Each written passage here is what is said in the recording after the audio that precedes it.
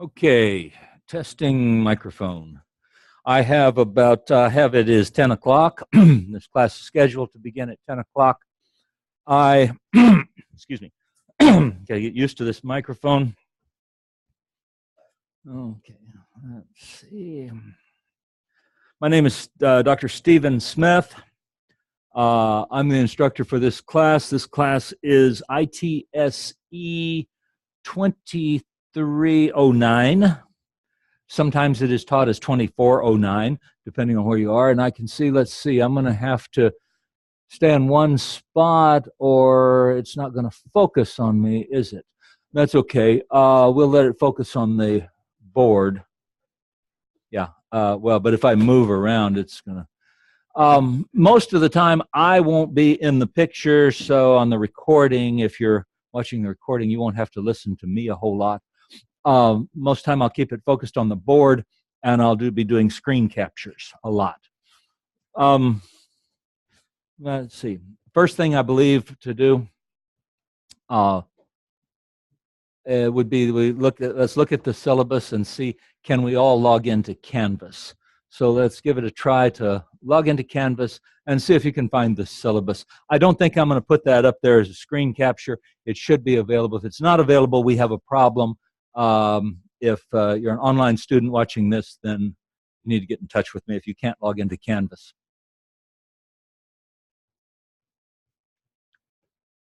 And you see the SQL. Hi, come in, please. The SQL class. And you should find a syllabus easily accessible from the home page. Okay. I'm not going to go over the whole syllabus. The thing runs 5 or 6 pages. I'm a great believer in single-page syllabi, but at Collin College, they want lots of different stuff, lots of boilerplate put in there. I call your attention to a few things. I guess the first one that you're all interested in is the textbook. Not a bad textbook. Hard to get one that everybody's going to like. I'm going to hold it up here for the camera. Anyway, I guess. We're getting a mirror image, aren't we? Oh, well, SQL Server 2016 for developers. The ISBN number is in there. You will need a textbook. If you have a textbook that says SQL Server 2012, yes, you may use that. The differences in the way you write SQL for it will be roughly the same. I mean, it will not have a whole lot of difference. There are quite a few differences between SQL Server 2016 and SQL Server 2012, but this class is more about the SQL programming language than it is about the server. Now, the SQL programming language is one of the more ancient languages, and we're going to see that not everything about SQL is completely standardized. Much of it has a lot of different dialects. We're going to be seeing a dialect that is Microsoft SQL. But I'm going to try to confine this class as much as I can to those parts of SQL that are universal, that apply to any SQL platform. I will not be able to do that 100%. But what we script on this particular platform, we should be able, in theory, pick it up and drop it into Oracle, pick it up and drop it into MySQL, or any other platform. In theory, even Access, but that isn't going to work. So SQL is kind of the universal language of database. Okay. So we have the textbook. The textbook is available in an ebook format, and I give you the link to download it as in an ebook.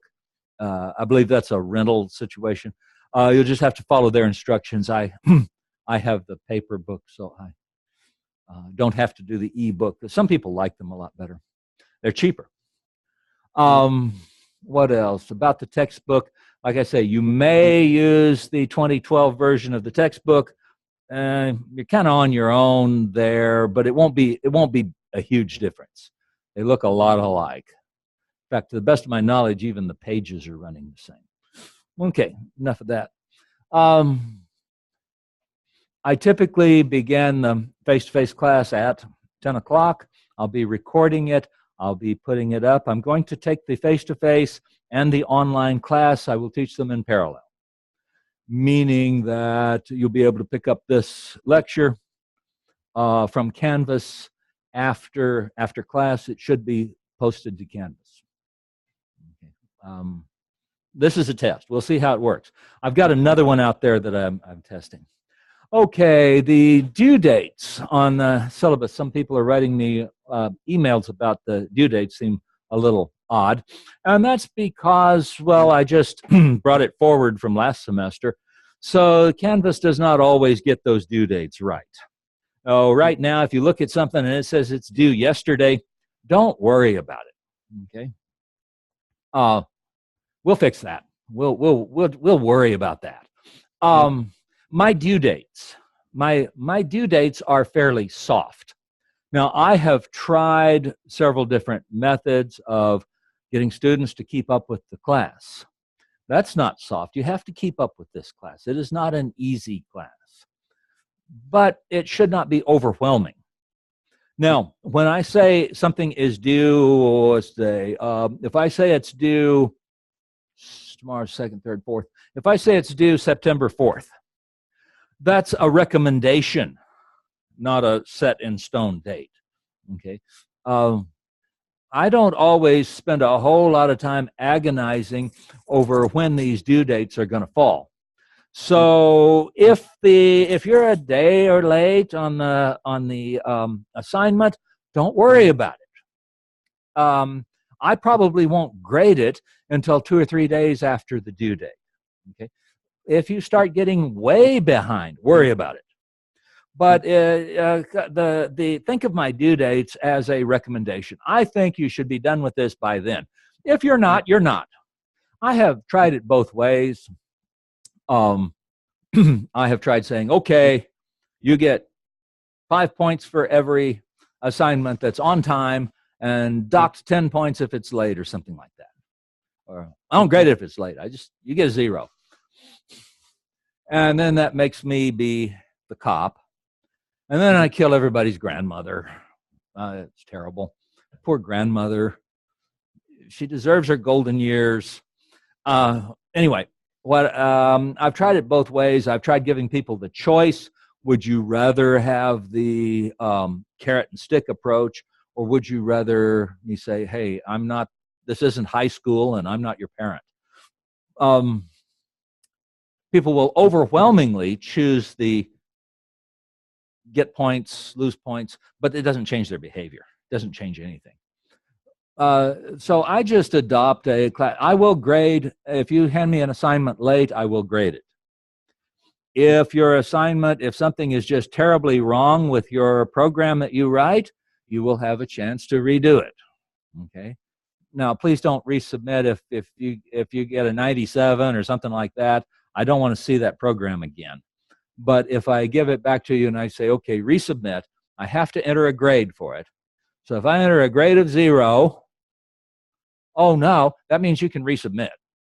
Okay, and I'll grade it. I won't necessarily rush to grade it immediately because I typically grade in a batch.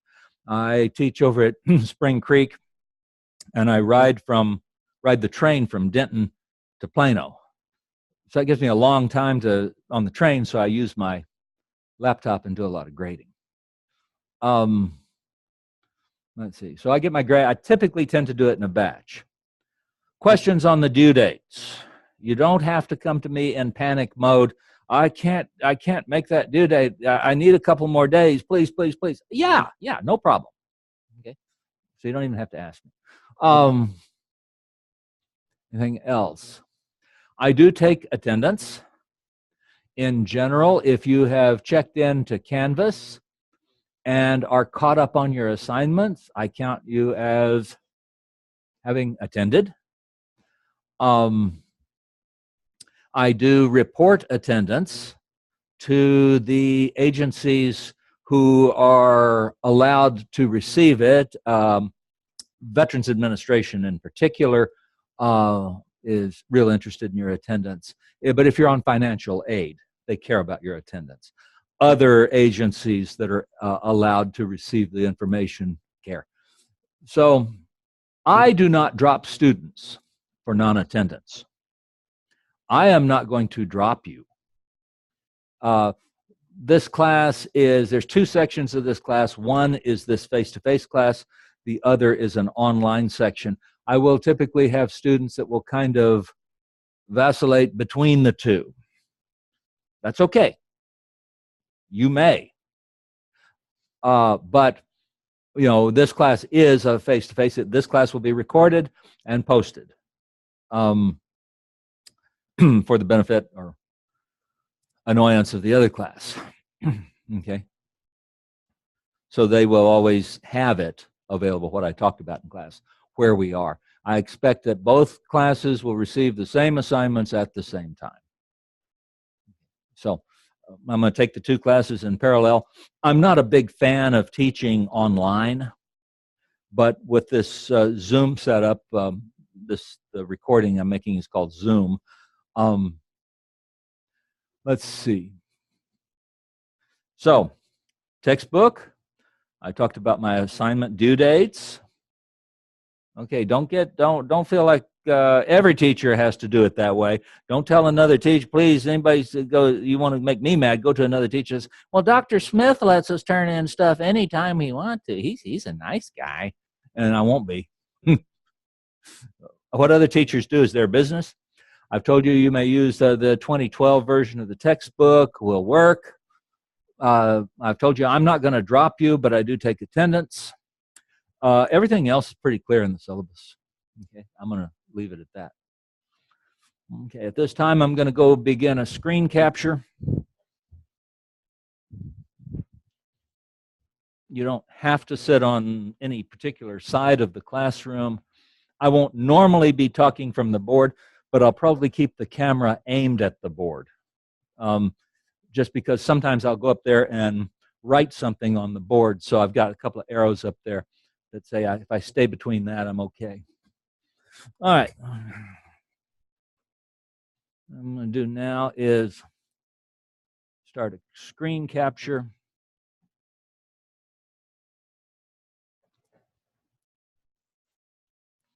Okay.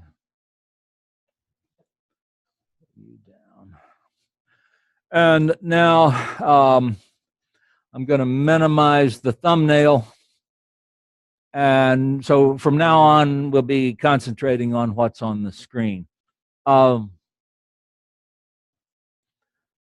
see, I'm going to, in this class, you have a folder on your desktop that is called SQL class. In the, in Canvas, it tells you how to download these files. Because you are here, you don't have to download them. You can just copy them. Yes, you may copy them. You may put them on your flash drive. You may take them home. You may install on your own computer. Okay. So if you're going to take them home, you'll need a flash drive. I'm going to demonstrate the installation of these files on this computer. Computer back there in the corner, I believe yours has already been installed. We just needed to grab one oh, I'm sorry. This computer has been, but that one hasn't. So your laptop hasn't been installed. We just, we needed to test it, so we. Yeah, there is a folder here, SQL class. I guess I should point with the mouse for the benefit of everyone else. Pointing with the mouse, this folder, but that's okay because if they're at home, they won't have this folder, so they'll need to go download these files. There are two files in there.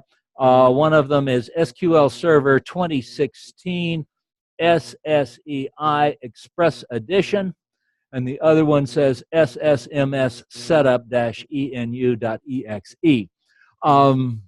Make a note of those file names. They are explicit on Canvas. Where you go, I give you a link to go there. If you're physically present in class right now, just copy them to a flash drive. They are fairly good size. This one's about 1/8 of a gig. Okay, to get started, we'll need to be logged into your machine as the administrator or give it administrative rights. These do not run on a Mac. You can't run a Microsoft product on a Macintosh unless you're emulating Windows. Okay, so I'm going to double click him.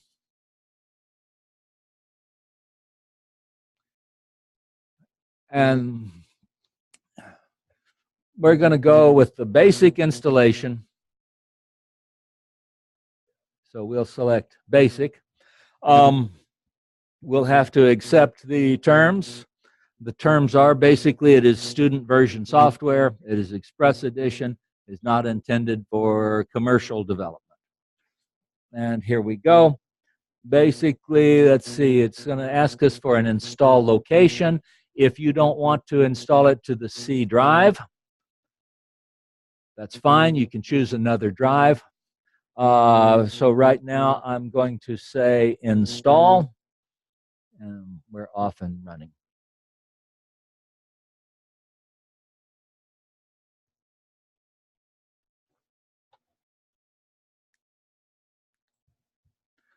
I guess I'll pop open my thumbnail or my little window and go back to the front. Are there questions? Everybody happy? I'm sorry? The one that says, yeah, it was the top one. The first one, it gives you these instructions on Canvas, but the first one I use says SQL Server 2016, and the other one says SSMS. The one I grabbed was SQL Server 2016.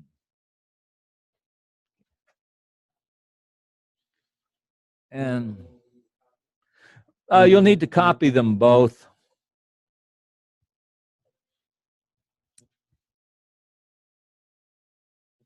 Okay. While that install, it'll take that a few minutes to install.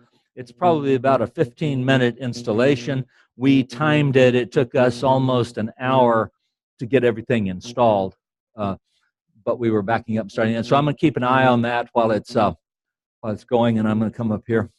Let's talk a little bit about database while that installs, instead of just sitting around taking a break. How many of you have used a database before? What database have you used? Access. Oh, I'm so sorry. Access. So you might have had a class called ITSW 1307. That's the class that we teach here, where we teach Access. Yeah, I know, and I believe it says officially it's a prerequisite. I'm trying to get that taken out of there because it is not important for this class for SQL that you've had Access, but it's not. It doesn't hurt you any. Well, it can if you think that SQL Server is going to behave like Access. So, what does a database do? Stores data, bases data. That's a good answer. Okay. Right. A database is a search engine. Now, the important thing to remember about database, and those of you who had Access might remember this, a database works on the disk. A database is unlike a spreadsheet in that when you enter data into a spreadsheet, even though a database might look a little bit like a spreadsheet, it's not, because it's working on the hard drive, on the disk. Database is typically a massive amount of data. A database that doesn't run at least 25 or 30 gigabytes is a tiny little database. Databases run in the terabytes. Databases, not only do they fill up a hard disk, they fill up 5 or 6 of them. There's a joke about database. How much of your disk and processor power does a database need? It has a simple answer: all of it. Databases do not sit nicely with other applications. therefore, a database is usually the only thing a machine is running. So you typically will have a fairly powerful machine that is just simply doing nothing but running the database. Now, we don't have that luxury here. Therefore, we're going to talk about starting the database and stopping the database. And so I'll be going over that. There was I did a test video from home on starting and stopping the database. Right now, we're still installing, and so we'll talk about that more. A database works on the disk. Some other things about a database. We're going to think of a database, or we're going to see the database, and it's going to remind us a little bit of a spreadsheet. Forget that. First thing to know about a database is that there is no order to a database. It's any order you want to see it in. So if you want it sorted by Social Security number, boom, it's sorted by Social Security number. If you want to see the columns in terms of last name, street address, phone number, first name, you can see them in any order you want to. There is no order to the rows. There is no order to the column. I will never talk about the record in row 3.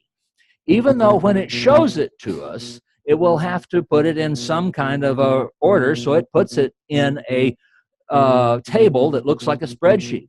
It will have rows and columns. Those aren't really there.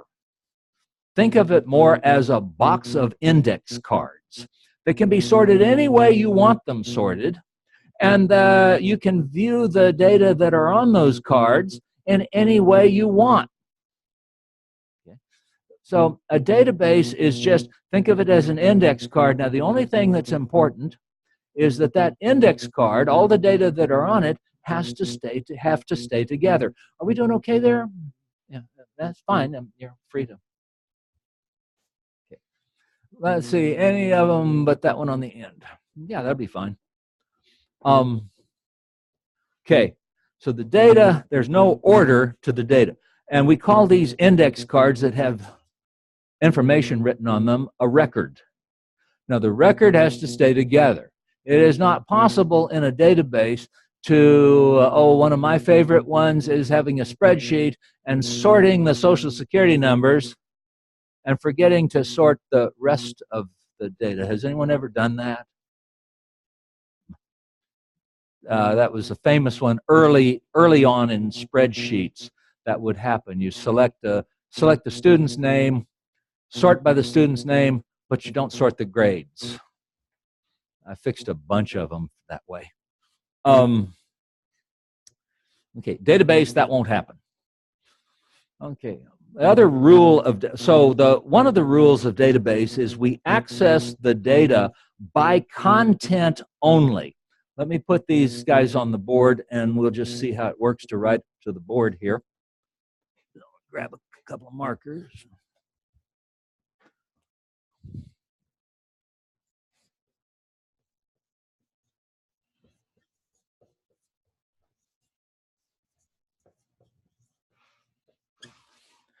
Access by content. Boy, that's not really readable, is it? Do what? Oh.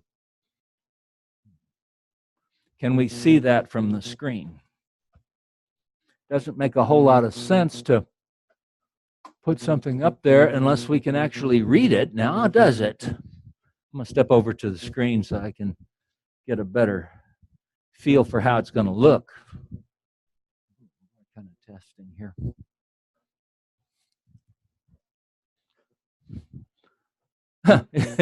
It's mirror imaged. Well, I'll see if I can fix that. I'll ask the AV people how to fix that. There's probably a setting on the camera. Well, we'll worry about that later. I just won't write on the board today. The other rule about a database is that if the database is well designed, there should never be two identical records. never be two records that are all the same in all fields. That is something that should not be possible if your database is set up correctly. Which brings up the other question, do they have to be different in all fields? No, no, at least one. And what we want in a database, a well-designed table, is there be one field, preferably one field that is by design unique.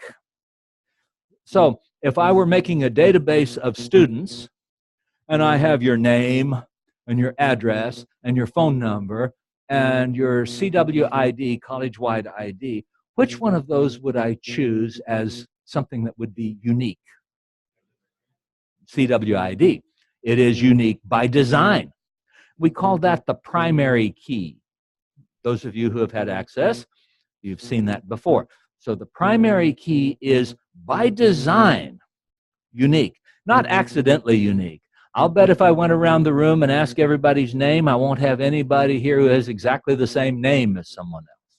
But that's an accident. If I get 1 million people, I'm going to have people who share names, who share birth dates, but you can't share the same social security number. Okay, access by content only.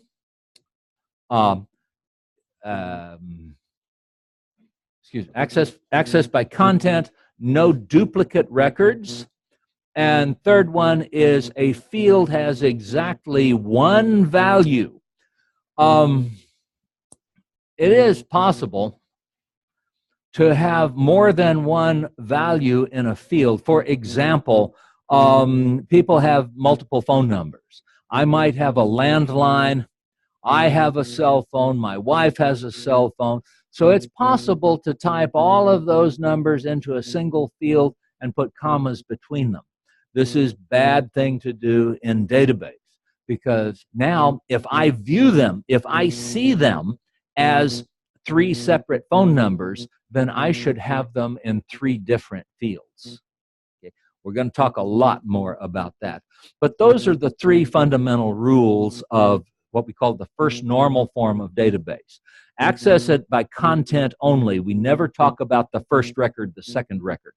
So show me all of the records who live in Frisco, Texas.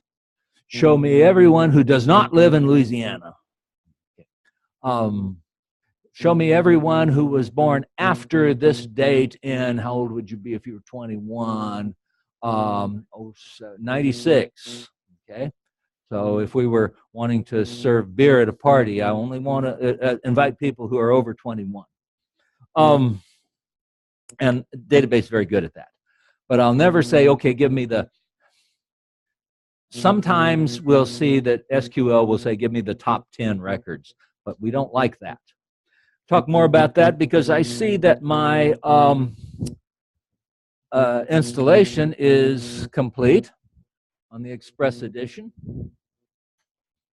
And you'll be able to access this recording and catch up if not. Let me minimize this. Make a note of the instance name and the instance ID. They should be the same, and yours should be SQL Express. If I do one from home, you'll be seeing it'll be a little bit different. I have 2 or 3 databases up there, so I'll have to tell you which one I'm using. It's usually SQL Express 02 is what I might be using from home. I won't be making too many of these recordings from home. Okay. Now it says a computer restart is required to complete your installation. So that means that we're going to pause for a minute. I'm going to pause the recording. I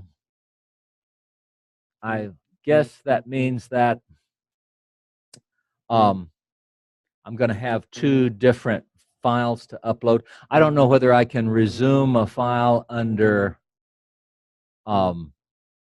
Zoom or not. I don't think so.